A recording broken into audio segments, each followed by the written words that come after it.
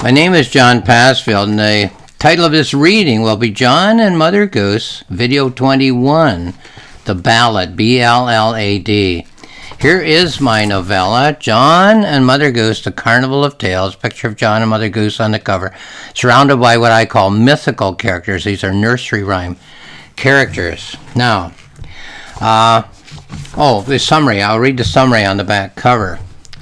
While driving his granddaughter home from daycare, John suddenly finds himself standing in the midway of a carnival of Mother Goose fairy tales he created by Jack, of Jack and Jill fame, who tells John that Mother Goose is expecting him, as she has a role for him to play. But what does Mother Goose want? Why does she think John is a writer of detective stories? And why, when she meets John, does she greet him almost as a long-lost son? And for that matter, why do so many of the fairy tale characters have different stories they want John to write for them instead of the ones in which they have lived for hundreds of years? John is not a mythical creature. He's only a human, after all. But can he save the Mother Goose Carnival? Can he solve the mystery of the vanishing fairy tales? Well, when I think of a ballad, I often think of the songs and poems that were written to be sung and sold along the route as a criminal was being taken to the place of execution. As such, it had some basic qualities. It told a story, it was dramatic, and it was brief. Here's the ballad of the writer of detective novels. In the first verse, there's a reference to a crime. So, Chapter 3, page 15 and 16. Let me find it here. Okay.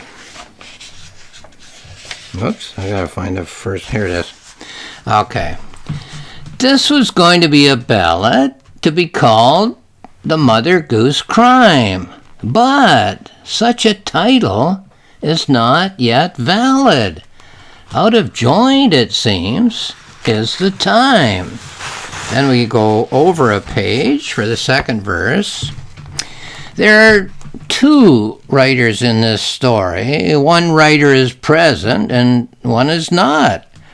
Perhaps the crime scene will be gory. One is a sleuth and one is not sleuth or detective. Okay, that's chapter 3. We go over to chapter 5 to page 32. To get another couple of verses of the ballad. So here's verse number 3. There is a man who is a detective. He is also a man who writes books. Are his godmother's powers defective? Are her purposes mistook? Verse 4. He is the world's greatest detective, the world's greatest writer as well. Is his godmother's wand defective? Has she misread her book of spells? Okay, from the fourth verse we go to chapter 7 to page 48. For two more verses. Right. The detective waits and he wonders, checks his watch from time to time. His godmother seems to have blundered concerning the case of the nursery rhymes. And then over a page, will his name be connected to this criminal affair? His reputation become infected, even though he isn't there? And then the last two, page 64, 65. He will track down this impostor. He will make him rue the day. Visit on him, grave disaster. There are ways to make him pay. This culprit he vows to catch. He is a bloodhound under a spell. He will track this ink-stained wretch, though the bounder should hide in hell. Okay, here's a note about the ballad.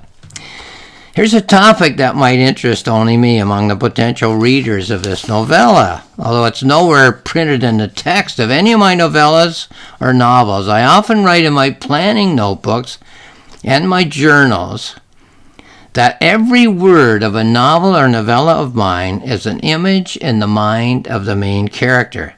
So I suppose a reader of this novella might ask whether this is the case.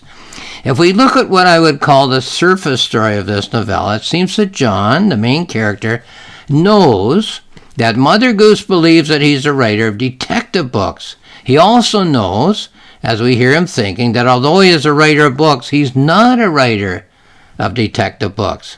Now, this ballad is a story of a writer of detective books.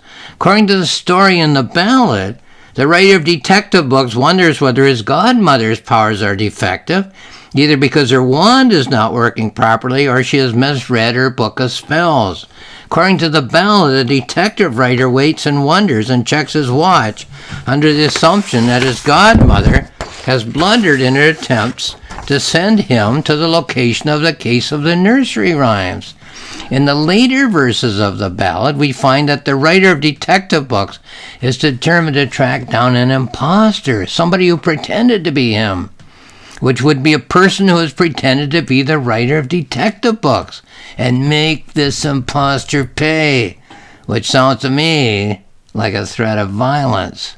So how, a reader could ask, could the words of this ballad be imagery inside the mind of John, the main character of the story of the visit to the Mother Goose Carnival of Tales, when all John seems to know, according to the rest of the story, that is to say the text of the novella without the ballad, is that Mother Goose has mistaken him, John, for a writer of detective books. How could that get inside John's head? How would he know there's a real detective writer with a godmother, fairy godmother? Well, perhaps I could say this. This was a puzzle to me at first. The story of the visit to the Mother Goose Carnival of Tales is not literal. It is a dream, perhaps a dream nightmare, which means that it's a fiction which is created in the mind of John. Now, a dream or a dream nightmare, when it acts as either a problem solver or an explorer of a topic of concern, is a pattern of imagery which is designed to generate speculative meaning.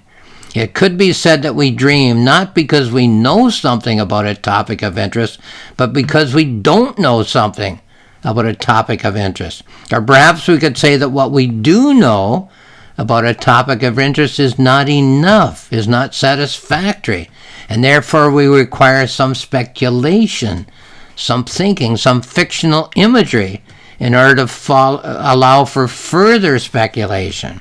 So, perhaps we could say that John, in his everyday world of driving his granddaughter home from daycare, creates a fictional image pattern, the visit to the Mother Goose Carnival of Tales, in order to explore an aspect of life about which he doesn't know enough to feel completely satisfied. And, number two, this would be, so too does John as he's living through the baffling experience of interacting with Mother Goose and Jack at the Mother Goose Carnival of Tales, create a fictional image pattern in his mind, the ballad of the detective writer and his godmother, in order to explore an aspect of life about which he doesn't know enough to feel completely satisfied. So in two cases, he's dreaming, he's making up something, he's fictionalizing. When he's with his granddaughter driving the car, he imagines he's at the Mother Goose Carnival of Tales. When he's at the Mother Goose Carnival of Tales, he imagines a story, a fictional story, a maybe story about this missing detective. As I said at the beginning of this note, the question of why the ballad is included in the text of this novella, the question of who or what is generating the imagery of the ballad, might be of interest to other readers than myself. However, this exercise in asking myself about the logic of the way I write my novels and novellas does illustrate the value of the planning notebooks and the journals that I write as accompanying books to the fiction that I write. I'm constantly asking myself what kind of fiction I write.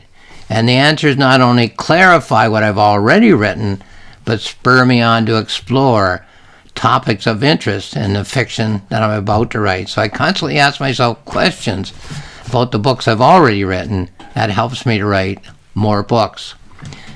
Such questions lead to a consideration of the basic premises on which I base the creation of my fiction. So, this is my novella, John and Mother Goose, The Carnival of Tales. It's found on Amazon. If you have a look there's more information. It's found on my publisher's website, rocksmillspress.com, where there's more information. On my website, there's a planning notebook and there's a journal. If you click on the cover icons, you'll get to read those books for free, and in which I discuss all kinds of topics about literature and life itself. So have a look if you're interested. Lastly, I'll say thank you for watching this video.